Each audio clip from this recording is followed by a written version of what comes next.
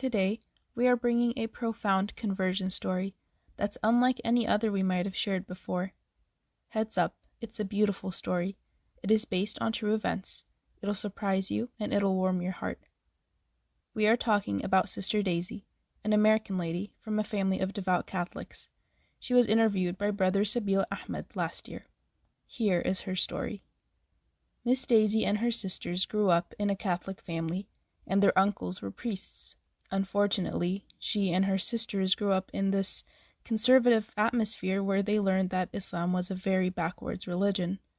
For some reason, they were taught that Muslims did not know anything about Jesus, and that they were not peaceful. That's pretty much how she grew up, Miss Daisy. She grew up despising Islam. She grew up despising Muslims. However, life went on. She and her family continued to believe the deceptive things about Islam, primarily because of their family and media channels. At one point in her life, Miss Daisy was offered a teaching job in Saudi Arabia, to work in the preschool at the American Embassy. Despite her deceptive image of Muslims, she decided to take up the job offer with the side motive to teach the children and people there about Christianity. She loaded her briefcase with Bibles and rosaries, upon which she was objected by many people that she will have to face dire consequences for it. However, it was obviously not true. She reached Saudi Arabia, and her job in Saudi Arabia began. Please note that this was the first time that Miss Daisy got to meet Muslims on a personal level. Eventually, as she became more comfortable with her job and settled in, she decided to talk to people about Jesus. She wanted to talk about her divine love for Jesus Christ. Why wouldn't she? She grew up believing that Muslims had no idea who Jesus was.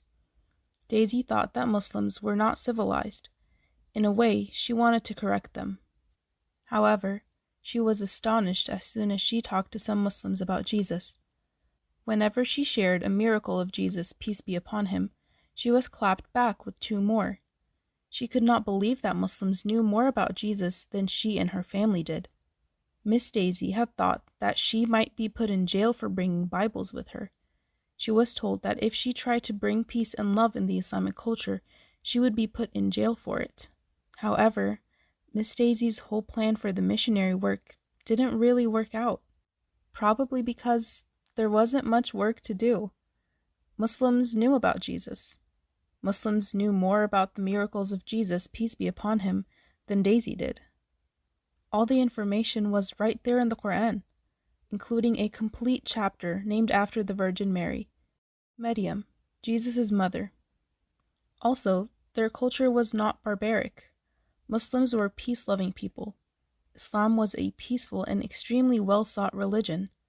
She was surprised. Moving forward, after the job, when she went back to her hometown in America, she shared everything with her family. Obviously, the family did not take it well. They had been living in the little hole they were in for so long that they could not believe it. Daisy told them that it was all there in the Quran, Jesus and his miracles. They did not believe her. She told them about the Holy Prophet, peace be upon him. She told them about the other messengers of Allah, including Jesus, and how every messenger brought the message of the oneness of God. But instead of looking into the facts, her family wanted to take her to a psychiatrist. They wanted to do so because they thought that she wants to be oppressed. She is sick. Why would she want to be oppressed if she was not sick? For them, following Islam as a woman was metaphorical to being oppressed. Why won't you spend your life as a free Christian? Daisy's family said. These things did take a toll on her, and she got slowed down for a while. However, Allah is the best of planners. Her family took her to a priest, her childhood priest, for guidance. She shared her story with the priest. The priest was a wise man, and he suggested to her, "At the end, you only have to do what your heart tells you to do. If your heart tells you it is right, go for it." Upon this, she became free. She gained back her power of decision.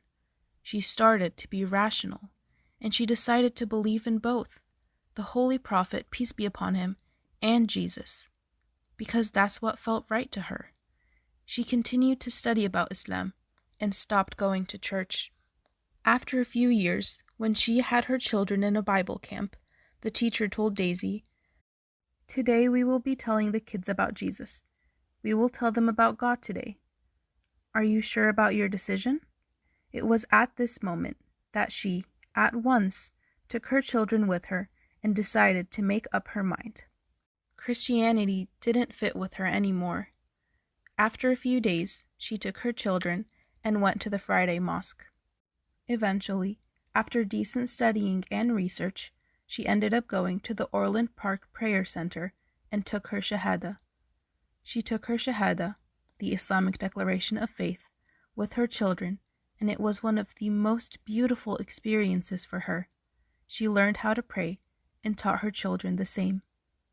It has been 7 years since Sister Daisy accepted Islam. She is a full practicing Muslim now. She went to Saudi Arabia with a mission to preach Christianity, but ended up becoming a Muslim herself.